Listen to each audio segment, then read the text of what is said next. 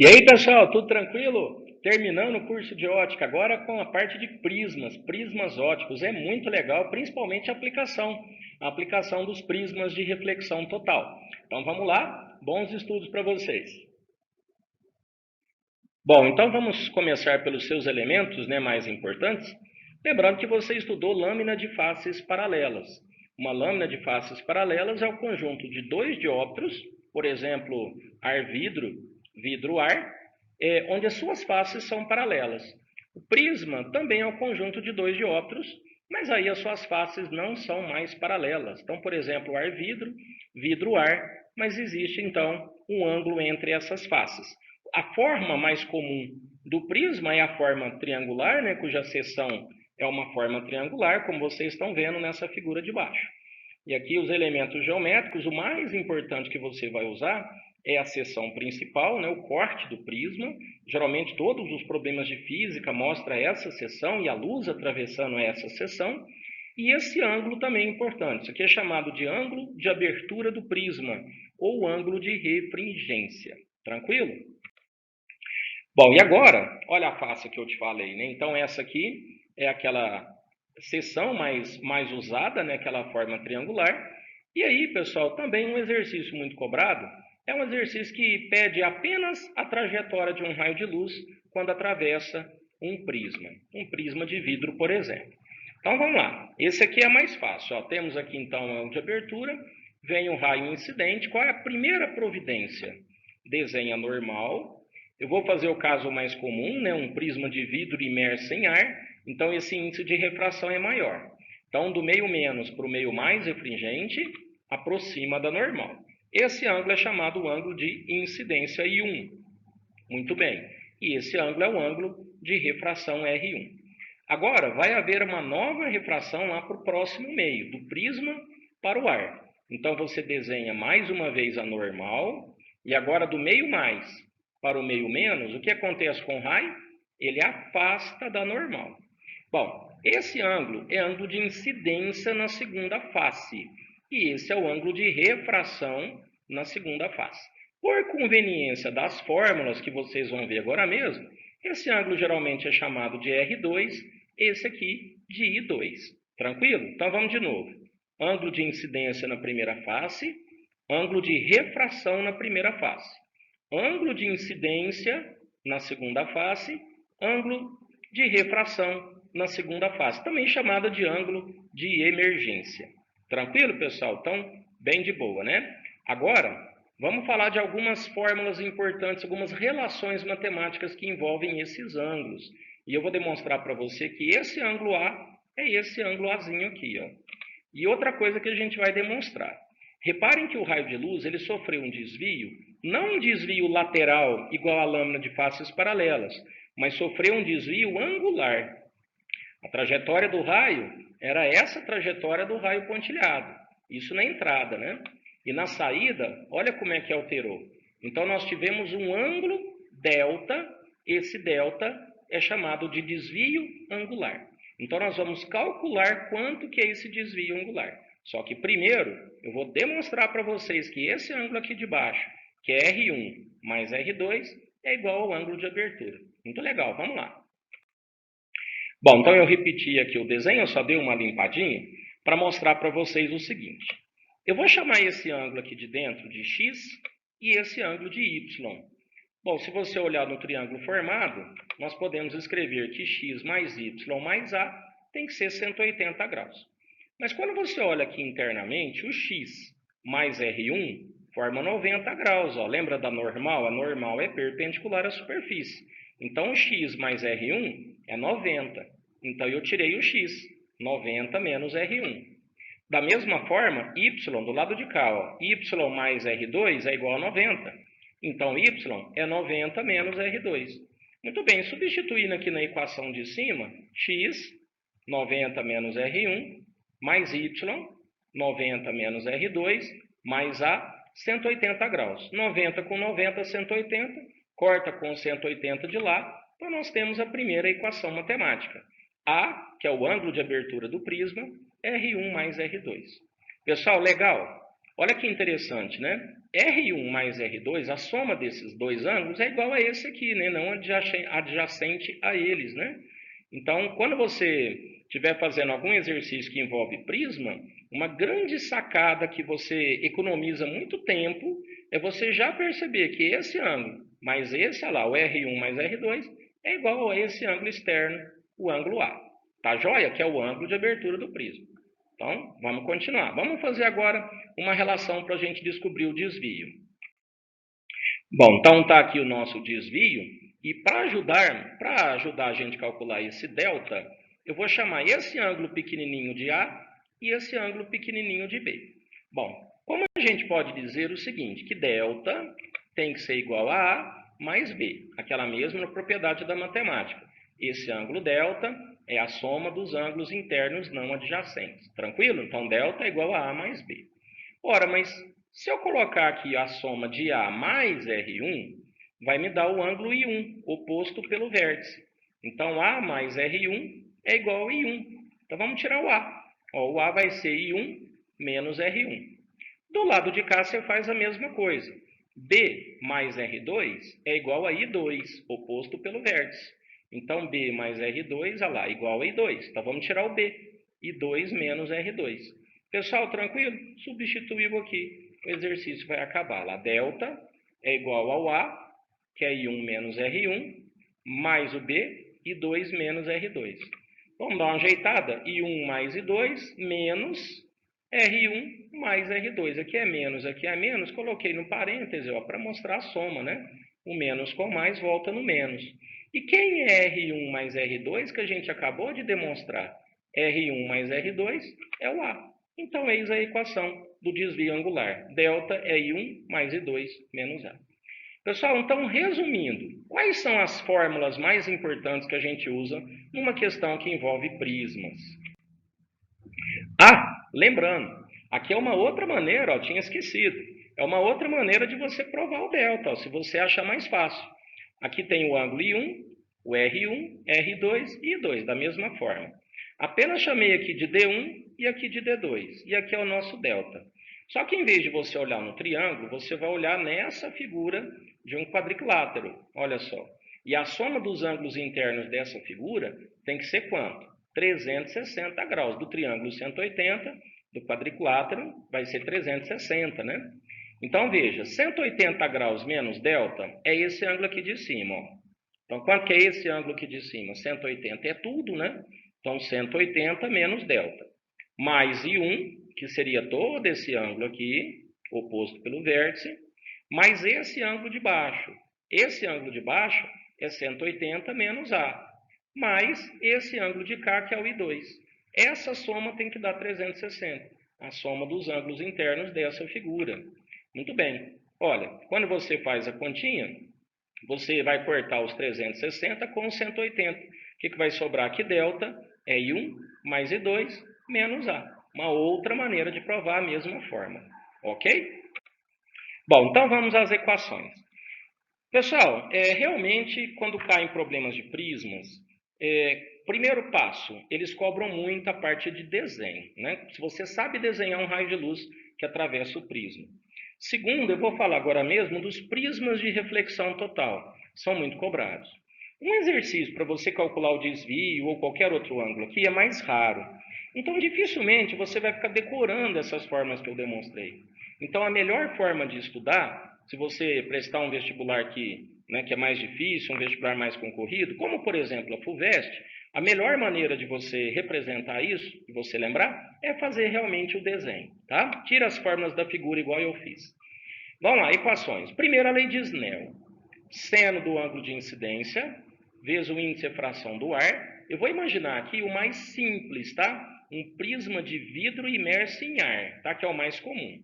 Então, seno I vezes o índice de fração do ar é o seno de R1 vezes o índice de fração do prisma. Então, essa é a primeira equação, a lei de Snell aplicada na primeira face. Segunda equação é também a lei de Snell aplicada na segunda face. Então, seno de R2 vezes o índice de fração do prisma é igual a seno de I2 vezes o índice de fração do ar. Legal. E agora as equações que eu mostrei. Será que você lembra? Essa aqui é fácil de lembrar do desenho. Ó, R1 mais R2 é igual a A. Está aqui embaixo. E o delta, que é um pouquinho mais difícil. Quem seria o delta na figura? Ó, é esse ângulo I1 mais esse ângulo I2 menos esse ângulo A. Quem diria, né? Mas nós demonstramos todas as equações. Pessoal, tranquilo? Legal? Bom, por curiosidade, alguns exercícios dizem o seguinte. Quando você tem lá o seu laser, né, bonitinho, fazendo a experiência de laboratório, você varia o I, no caso o I1, vai variar o ângulo de emergência e, consequentemente, você varia o delta. E, experimentalmente, nós temos a seguinte variação. Nós percebemos que o desvio delta mínimo possível é quando o I1 é exatamente igual a I2. Tá? Então, isso é apenas uma curiosidade. Se você pegar algum exercício falando sobre desvio mínimo, então lembra, desvio mínimo, esse ângulo I1 tem que ser igual ao ângulo I2. Como a nossa fórmula de desvio é I1 mais I2 menos A, então fica simplesmente 2I menos A. Tá? Nós vamos fazer um item de um exercício que vai cobrar isso agora mesmo. Mas vamos continuar. Bom, uma aplicação muito cobrada em vestibulares, né, é o prisma de reflexão total, que são muito utilizados para refletir totalmente a luz no lugar de espelhos planos, por ter um poder de reflexão maior do que os espelhos. Os espelhos planos refletem, em média, em torno de 80% da luz, e os prismas de reflexão total podem refletir em torno de 95%. Então, eles são utilizados em instrumentos de alta precisão, por exemplo. Então, nós temos aqui dois prismas mais cobrados, né, o prisma de Amit e o prisma de Porro, e são dois prismas que produzem desvios bem característicos. O de Amit produz um desvio de 90 graus, ocorrendo a reflexão interna total nessa face, e o prisma de Porro, por exemplo, um desvio aqui, como vocês estão notando, de 180 graus. Bom, eu vou mostrar exemplos para vocês de aplicação, mas antes disso, uma pergunta muito comum. Qual deve ser o índice de refração do prisma para que isso ocorra? Geralmente, os prismas estão imersos em ar. Então, vamos fazer o seguinte. Qual que é a condição para a reflexão total? O ângulo de incidência tem que ser maior do que o ângulo limite. Mas o ângulo de incidência aqui, vocês estão vendo que é 45. Então, o seno de incidência é maior que o seno do ângulo limite. Então, o seno de 45 tem que ser maior que o seno do ângulo limite. Muito bem, o seno de 45 é a raiz de 2 sobre 2. E o seno do ângulo limite, lembra, é o n menor, índice de refração menor, sobre o maior. Muito bem, considerando que o menor é ar, vai ficar 1 sobre np. E fazendo essa continha, você vai descobrir que o índice de refração do prisma, para que isso ocorra, tem que ser maior do que a raiz de 2. É um resultado bem cobrado, mas toma cuidado, é um prisma de vidro imerso em ar. Tranquilo? Olha só que figurinha legal. Olha só, aqui você vê o prisma de Amit, desvio de 90 graus, né? Bonito, né? E aqui o prisma de Porro, com ângulo de desvio de 180 graus. Legal, né? Aplicações. Você já viu isso em desenho animado, né? O famoso periscópio, né? O cara te observando aí. Como que é esse tubinho aí? Às vezes a gente aprende a fazer isso até quando criança, né? Um tipo de um... mas a gente faz mais simples, né? Com espelho, né? Quando você usa prismas, né? Eles são mais delicados e o poder de reflexão maior. E uma observação, pessoal, olha o raio de luz, né? Que sai aqui de fora, né? De onde o cara está. Ó, incide lá, sofre a primeira reflexão, segunda reflexão e volta. Como a reflexão é 90 graus, então é aquele primeiro caso, né? Deixa eu te mostrar um negócio rapidinho. Imagina um raio de luz que vem aqui da parte de cima. Então, imagina aqui o pé da pessoa e aqui, por exemplo, a cabeça. Ó, o raio de luz vem da cabeça aqui, sofre reflexão aqui e sofre reflexão aqui. Então, ele continua vendo a cabeça em cima e os pés embaixo. Então, a imagem não fica invertida. Tranquilo? Legal? Vamos ver outra aplicação. O binóculo, olha só. O binóculo possui aqueles prismas de reflexão de Porro, ó, de 180 graus. Ó. Então, a luz, veja, objetiva ela mira para o objeto, a ocular você coloca próximo aos olhos. Então, o binóculo tem dependendo dele, tem um conjunto de lentes, né, objetivas, oculares. E aqui tem uns prismas para mudar a direção da luz. Ó.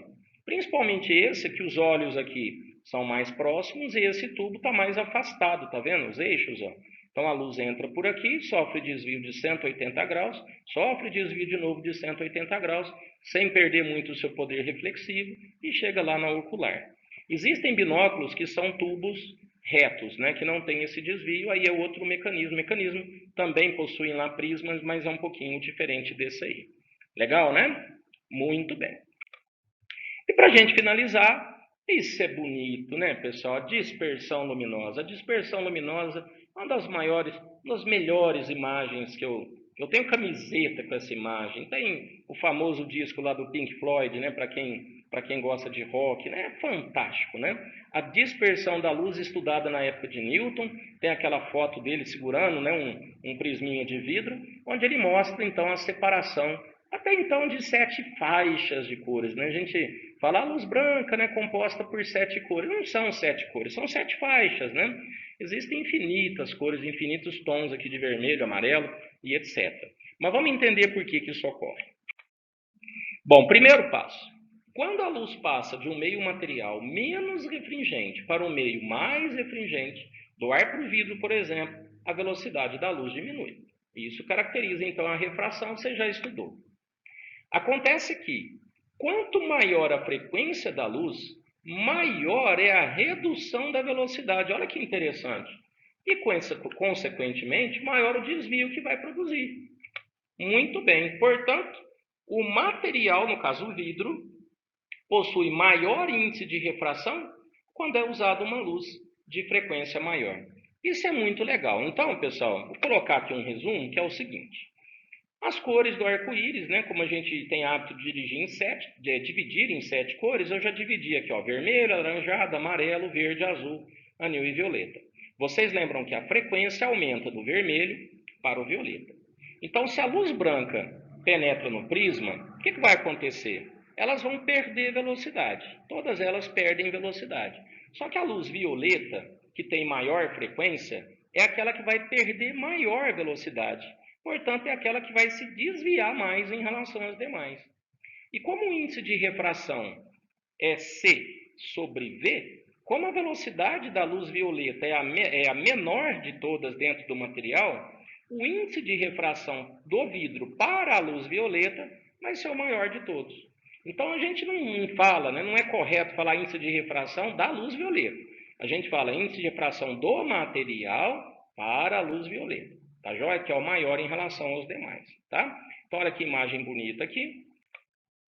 Um gifzinho simplesinho, né, representando a luz branca. Então, todas elas perdem velocidade. Só que o prisma, vamos supor que ele é feito de vidro, o índice de refração do prisma não é o mesmo para essas cores. Olha que interessante. Como a luz violeta é a que perde mais velocidade, então, se ela perde mais velocidade, dentro do meio material, é a que tem velocidade menor. Índice de refração é C sobre V. Então, menor velocidade aqui dentro, maior índice de refração.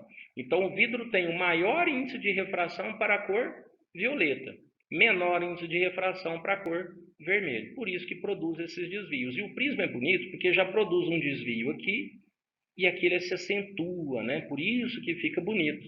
E é o princípio da formação do arco-íris. O arco-íris você vai imaginar uma situação similar, mas você vai imaginar uma gotícula de água. O que acontece é que a luz do sol vem aqui, sofre a primeira dispersão. E aqui na face posterior da gotícula de água, sofre reflexão total. E depois sofre a refração novamente. Então, imagina que isso que está acontecendo, a gente enxerga para o lado de cá. O observador fica com as costas viradas para o sol. Tranquilo? Então, no caso do arco-íris, quais são os fenômenos? Ocorre refração com dispersão. É importante lembrar da dispersão, o fenômeno da dispersão. E ocorre aqui no fundo da gotícula de água a reflexão total. Tá joia? É isso aí. Pessoal, eu fiz 2 exercícios bem rapidinhos aqui para a gente fechar. Olha só. Com a finalidade de obter um efeito visual através da propagação da luz em meios homogêneos, colocou-se dentro de um aquário um prisma triangular feito de vidro Crown, conforme mostra a figura a seguir. Um feixe de luz violeta, após refratar-se na parede do aquário, incidiu perpendicularmente sobre a face A do prisma, atingindo a face B. Com base nesses dados e conhecendo os índices de refração do prisma e do líquido, 1,52 e 1,33, conclui-se que o efeito obtido por um feixe de luz emergindo da face B, face C. Pessoal, na verdade, olha só, vem um raio de luz, penetra no vidro, e ele já fala para nós que vai penetrar formando 90 graus aqui com a superfície. Então, eu fiz uma figurinha aqui, se vai formar 90 graus, basta a gente descobrir o seguinte: a hora que esse raio incide nessa face, será que ele vai sofrer reflexão total ou será que ele vai emergir? É isso que você tem que definir aqui, tá? Então, vamos lá. Quais são as condições? Para que ocorra a reflexão total, o ângulo de incidência tem que ser maior do que o ângulo limite.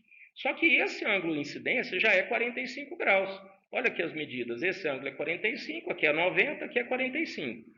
Esse aqui é 45, esse de baixo é 45, esse também é 45. Então, o ângulo de incidência é 45. Então, vamos calcular o seno do ângulo limite. O seno do ângulo limite é o n menor sobre o n maior. No caso, pessoal, não é ar, não é aquele caso que eu falei para vocês do raiz de 2, né? Então, o seno do ângulo limite, o n menor é 1,33, porque está dentro da água, dividido por 1,52.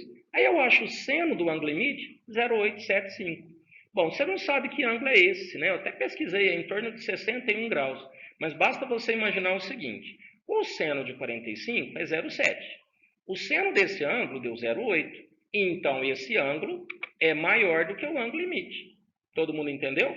Ou seja, esse ângulo de incidência que está aqui na figura é menor do que esse ângulo limite nosso. Para ocorrer a reflexão total, o ângulo de incidência tem que ser maior do que L. E nós estamos percebendo que esse ângulo de incidência, que no caso é 45, é menor do que esse ângulo aqui que tem esse seno, que, como eu disse para vocês, é em torno de 60 graus. Tá joia? Então, a resposta, letra A. O raio de luz simplesmente vai sair para a face B, vai sofrer a refração, portanto, letra A responde o teste. E o exercício 2 diz o seguinte: um prisma de vidro em refração raiz de 2, cujo ângulo de refringência é 60 graus, está imerso no ar. Um raio de luz monocromática incide em uma das faces do prisma segundo o ângulo de 45 graus. Pessoal, esse eu vou fazer bem rapidinho, depois você faz com calma, mas eu já coloquei aqui 45 graus, esse ângulo é 60, e aqui eu já coloquei 60 graus, lembra do A? Então, a gente usa aqui a lei de Snell na primeira face, seno de 45, o índice de fração do prisma em raiz de 2, seno de 45 e raiz de 2 sobre 2, na hora que você faz a continha, você vai achar que R1 é 30 graus. Se esse ângulo é 30 graus, esse mais esse é igual a 60, então R2 também é 30. E se esse R2 é 30 e esse é 30, o que você está concluindo? Se R1 é igual a R2, I1 é igual a I2. Então, I2 também é 45. Olha só que interessante, se I1 é igual a I2, é aquele caso do desvio mínimo, né? Então, o item 1 está errado, não é 90 graus, é 45. Um outro raio de luz pode sofrer desvio menor que o desvio produzido por este raio? Como o I1 é igual a I2, esse já é o desvio mínimo, então não. 3. O raio de luz sofreu um desvio angular de 30 graus, aí é o delta. Aí aplicar a formulinha, I1 mais I2 menos A. I1 é 30 graus, I1 é 45 graus, I2 é 45, então dá 90, né? 90 menos 60, 30. Esse item está correto. E para qualquer ângulo de incidência, o raio de luz emergirá pela segunda face. Aí está errado. Se esse ângulo de incidência for maior que o ângulo limite, ele sofre reflexão total. Pessoal, então ficou um pouquinho grande, mas por causa desses dois probleminhas aí, né? Mas espero que tenham compreendido a aula de prisma. Faça alguns aí para você treinar. Bons estudos e até a próxima!